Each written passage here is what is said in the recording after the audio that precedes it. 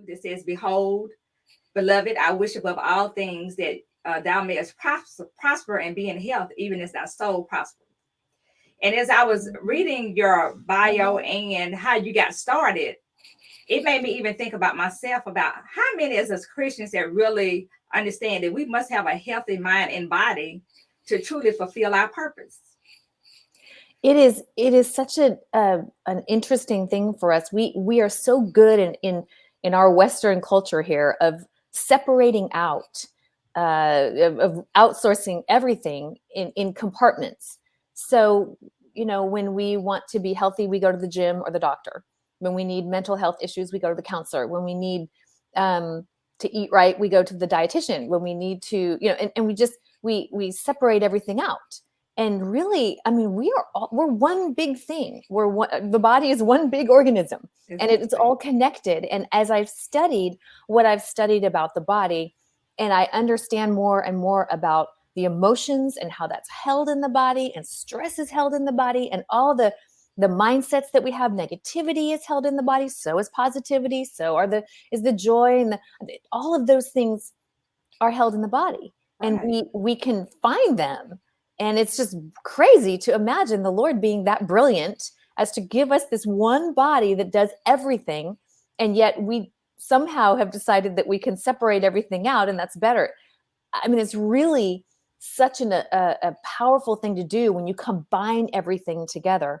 And when you treat the body and the mind and the heart and as a whole, and the spirit as a whole, it's such a powerful thing to do. And the benefits are just out of this world. I mean, they really are.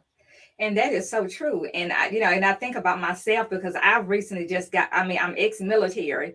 And then when I got out the military, and that's been years ago, I didn't keep up I was very disciplined in exercising, eating healthy. But along the way, I was like, because I was always small, but now I've had some issues, and it's like, okay, being able to take care of our body really is a temple.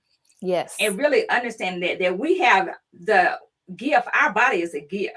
Yes. And, when we think about people that can't do the things that we can do, mm-hmm. we should be more appreciative, because I'm sure they wish that they could do those things.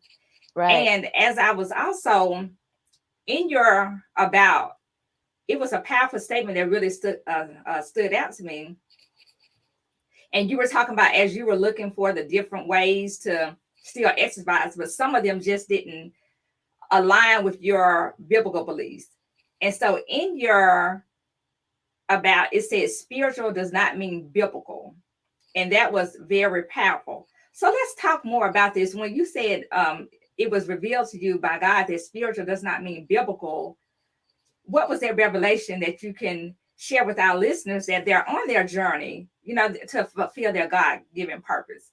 Sure. And they come into roadblocks, and we do associate spiritual with biblical, but there really is a difference. Can you share with us that difference, please? Sure. So that was something that was really a powerful thing for me to understand. And that was, I had been looking into different ways to care for the body, different ways to exercise, and many of them would have what they would call a spiritual component.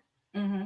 And the spiritual component might be something like a particular kind of meditation, or rooted in a religion that isn't biblical, mm-hmm. a religion based on something other than the Bible. Mm-hmm. And that was the kind of thing that I thought, I realize there are physical benefits from these things. I mean, clearly there are, but I don't want to be aligned with something that isn't rooted in biblical truth. Right. I think the Bible talks about false teachers and false prophets, and the father of lies has the spirit of deception.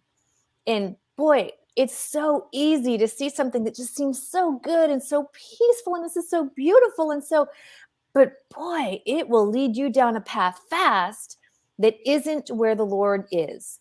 And that is so true. Only want to be where the Lord is. And so that's true. Yeah. So when I would study some different things, I would think to myself, boy, they're guiding me into a meditation of some kind. The Bible tells us to meditate on scripture. That's right. It. Nothing else. And so if we're meditating on something that isn't scripture, I'm not there. I don't want to be there. That's That's not right. where I want to be.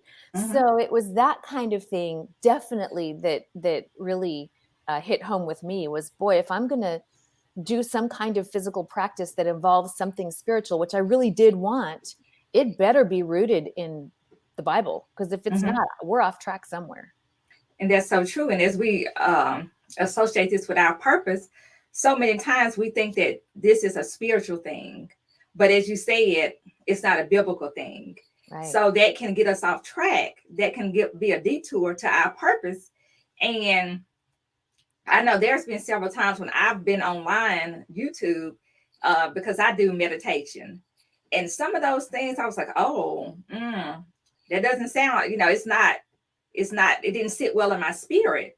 But if you Yeah. don't really know and have that relationship with Him, then you can be misled. So that's a great point. Yes. And I also like the fact that you said when God spoke to you, He through your new purpose, and that you're developing more love, a more loving and deeper relationship, an intimate relationship with Him. And exercise can do that for us For sure. if we, the consistency of it. Oh, yes. And go ahead. Well, yeah, I discovered that with the verse that I chose for this class, the verse that kind of, Hmm. I didn't choose it, it kind of came to me, if you will, but the verse that sort of came up from our class is Psalm 46:10, which is, be Oh. still and know that I am God, right? Hmm. So being still doesn't just mean doing nothing. Exactly. That's not what that means. And we think of it like that, and we think it's going to be this boring time of just sitting around doing nothing. Well, that is not what being still is, because the rest of that verse says, and know that I am God.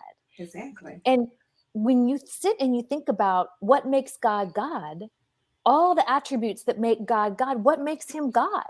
Well, gosh, that's a huge list of things that make him God. I mean, why is he God and I'm not? Why is he God and you're not? Right. Why is God God and the people around me are not God? Well, there's a whole lot of reasons why. And when I take the time to sit down and ponder those and look at those, I'm still, I'm quiet in my mind because I'm focused on God and knowing that he is God and I'm not. And Right. so when we do those things in our class, we do them combined with things that are physical. Hmm. So we would hold a stretch.